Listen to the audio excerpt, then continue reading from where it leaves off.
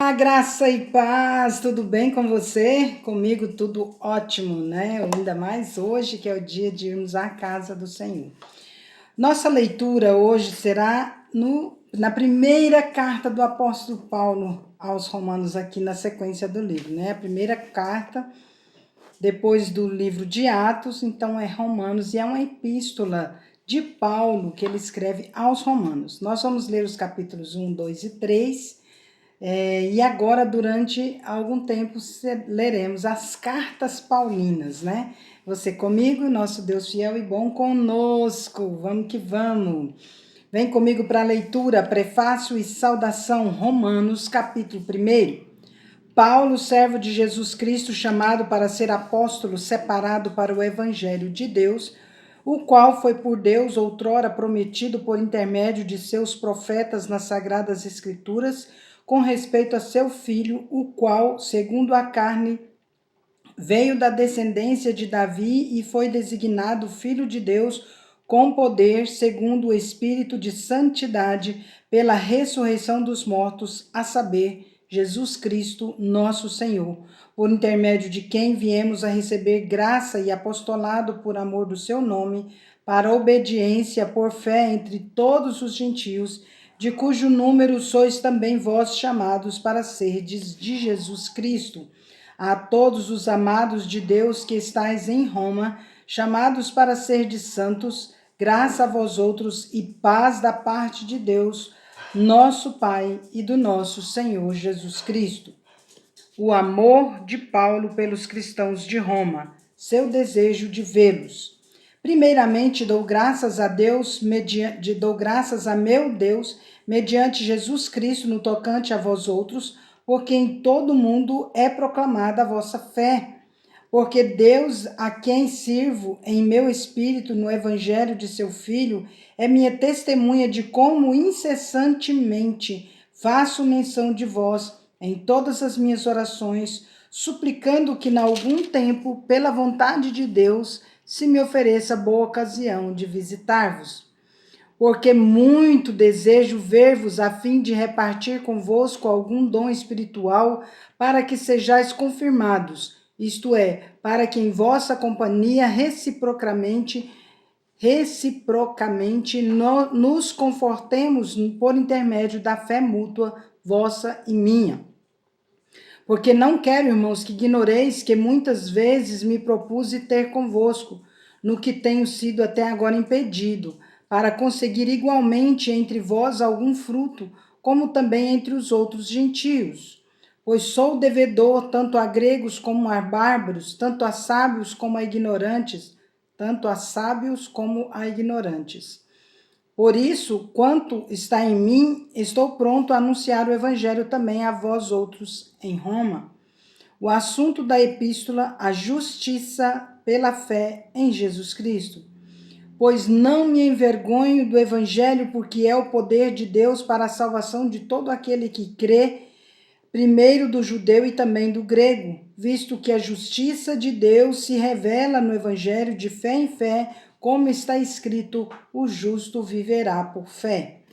A idolatria e depravação dos homens. A ira de Deus se revela do céu contra toda impiedade e perversão dos homens que detêm a verdade pela injustiça. Porquanto o que de Deus se pode conhecer é manifesto entre eles, porque Deus lhes manifestou. Porque os atributos invisíveis de Deus, assim o seu eterno poder, como também a sua própria divindade, claramente se reconhecem desde o princípio do mundo, sendo percebidos por meio das coisas que foram criadas. Tais homens são, por isso, indesculpáveis, porquanto, tendo conhecimento de Deus, não o glorificaram como Deus, nem lhe deram graças. Antes se tornaram nulos em seus próprios raciocínios, obscurecendo-se-lhes o coração insensato. Inculcando-se por sábios, tornaram-se loucos e mudaram a glória de Deus incorruptível em semelhança da imagem de homem corruptível, bem como de aves quadrúpedes e répteis. Por isso, Deus entregou tais homens à imundícia pelas concupiscências do seu próprio coração, para desonrarem o seu corpo entre si, pois eles mudaram a verdade de Deus em mentira, adorando e servindo a criatura em lugar do Criador, o qual é bendito eternamente. Amém. Por causa disso, os entregou Deus às paixões infames, porque até as mulheres mudaram o modo natural de suas relações íntimas por outro contrário à natureza. Semelhantemente, os homens também, deixando o contato natural da mulher, se inflamaram mutuamente em sua sensualidade, cometendo torpeza homens com homens e recebendo em si mesmos a merecida punição do seu erro. Entregues os gentios a reprováveis sentimentos, e por haverem desprezado o conhecimento de Deus, o próprio Deus os entregou a uma disposição mental reprovável para praticarem coisas inconvenientes, cheios de toda injustiça, malícia, avareza e maldade, possuídos de inveja, homicídio, contenda, dolo e malignidade, sendo difamadores, caluniadores, aborrecidos de Deus, insolentes, soberbos, presunçosos, inventores de males, desobedientes aos pais, insensatos, pérfidos, sem afeição natural e sem misericórdia. Ora, conhecendo eles a sentença de Deus, de que são passíveis de morte os que tais coisas praticam, não somente as fazem, mas também aprovam os que assim procedem. Os gentios e os judeus igualmente culpados. O juízo de Deus. Romanos, capítulo 2. Portanto, és indesculpável, ó homem, quando julgas quem quer que sejas, porque no que julgas a outro, a ti mesmo te condenas, pois praticas as próprias coisas que condenas. Bem sabemos que o juízo de Deus é segundo a verdade contra os que praticam tais coisas. Tu, ó homem, que condenas os que praticam tais coisas e fazes as mesmas, pensas que te livrarás do juízo de Deus? Ou desprezas a riqueza da sua bondade, tolerância e longanimidade, ignorando que a bondade de Deus é que te conduz ao arrependimento? Mas, segundo a tua dureza e coração impenitente, acumulas contra ti mesmo ira para o dia da ira e da revelação do justo juízo de Deus, que retribuirá a cada um segundo o seu procedimento. A vida eterna aos que, perseverando em fazer o bem, procuram glória, honra e incorruptibilidade. Mas ira e indignação aos facciosos que desobedecem à verdade e obedecem à injustiça. Tribulação e angústia virão sobre a alma de qualquer homem que faz o mal, ao judeu primeiro e também ao grego. Glória, porém, e honra e paz a todo aquele que pratica o bem, ao judeu primeiro e depois ao grego. Porque para com Deus não há acepção de pessoas. Assim, pois, todos os que pecaram sem lei, também sem lei perecerão, e todos os que com lei pecaram, mediante lei serão julgados. Porque os simples ouvidores da lei não são justos diante de Deus, mas os que praticam a lei hão de ser justificados. Quando, pois, os gentios que não têm lei procedem por natureza de conformidade com a lei, não tendo lei, servem eles de lei para si mesmos. Estes mostram a norma da lei gravada no seu coração, testemunhando-lhes também a consciência e os seus pensamentos mutuamente, acusando-se ou defendendo-se, no dia em que Deus, por meio de Cristo Jesus, julgar os segredos dos homens de conformidade com o meu evangelho. Os judeus são indesculpáveis. Se, porém, tu tens por sobrenome judeu e repousas na lei e te glorias em Deus, que conheces a sua vontade e aprovas as coisas excelentes, sendo instruído na lei, que estás persuadido de que és guia dos cegos, luz dos que se encontram em trevas, instrutor de ignorantes, mestre de crianças, tende na lei a forma da sabedoria e da verdade. Tu, pois, que ensinas a outrem, não te ensinas a ti mesmo? Tu, que pregas que não se deve furtar, furtas? Dizes que não se deve cometer adultério e cometes? Abominas os ídolos e lhes roubas os templos? Tu que te glorias na lei, desonras a Deus pela transgressão da lei? Pois, como está escrito, o nome de Deus é blasfemado entre os gentios por vossa causa, o verdadeiro israelita. Porque a circuncisão tem valor se praticares a lei. Se és, porém, transgressor da lei, a tua circuncisão já se tornou incircuncisão. Se, pois, a incircuncisão observa os preceitos da lei, não será ela, porventura, considerada como circuncisão? E se aquele que é incircunciso por natureza cumpre a lei, certamente ele te julgará a ti que, não obstante a letra e a circuncisão, és transgressor da lei, porque não é judeu quem o é apenas exteriormente, nem é circuncisão a que é somente na carne. Porém, judeu é aquele que o é interiormente, e circuncisão a que é do coração, no espírito, não segundo a letra, e cujo louvor não procede dos homens, mas de Deus. Paulo responde às objeções. Romanos capítulo 3.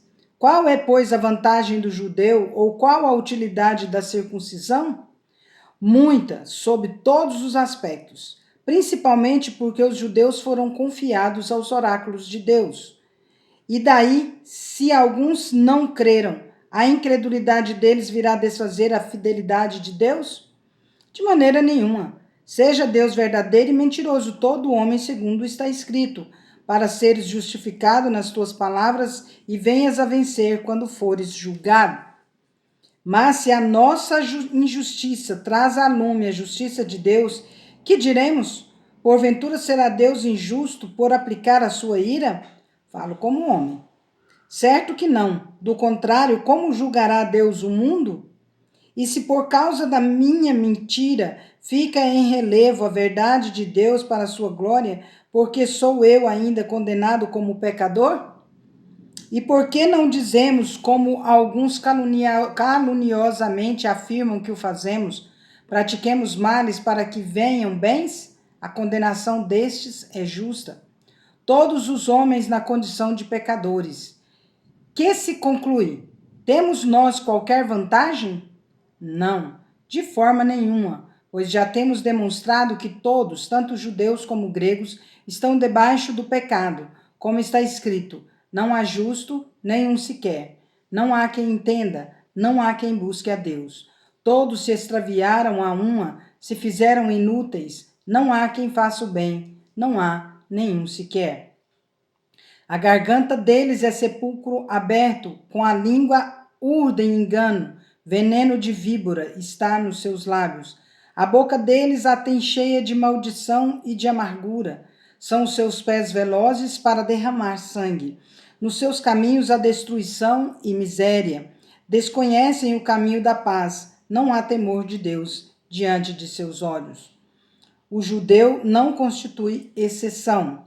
Ora, sabemos que tudo o que a lei diz aos que vivem na lei, o diz para que se cale toda a boca, e tendo o mundo seja, e todo mundo seja culpável perante Deus, visto que ninguém será justificado diante dele por obras da lei, em razão de que pela lei vem o pleno conhecimento do pecado.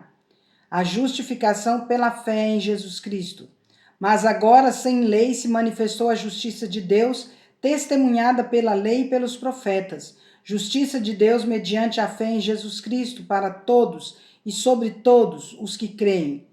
Porque não há distinção, pois todos pecaram e carecem da glória de Deus, sendo justificados gratuitamente por sua graça, mediante a redenção que há em Cristo Jesus, a quem Deus propôs no seu sangue como propiciação mediante a fé para manifestar a sua justiça, por ter Deus, na sua tolerância, deixado impunes os pecados anteriormente cometidos, tendo em vista a manifestação da sua justiça no tempo presente, para ele mesmo ser justo e o justificador daquele que tem fé em Jesus. Onde, pois, a jactância foi de todo excluída. Por que lei? Das obras? Não, pelo contrário, pela lei da fé. Concluímos, pois, que o homem é justificado pela fé independentemente das obras da lei. É porventura Deus somente dos judeus? Não o é também dos gentios? Sim, também dos gentios, visto que Deus é um só, o qual justificará por fé o circunciso e mediante a fé o incircunciso. Anulamos, pois, a lei pela fé? Não, de maneira nenhuma. Antes, confirmamos a lei. Encerramos mais uma leitura. Que bênção maravilhosa! Lembrando a vocês que estamos perto do sorteio. Não fique de fora.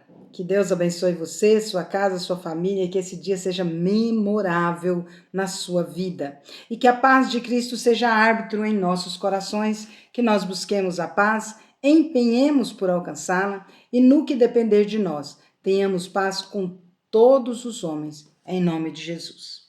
Amém? Então, vamos?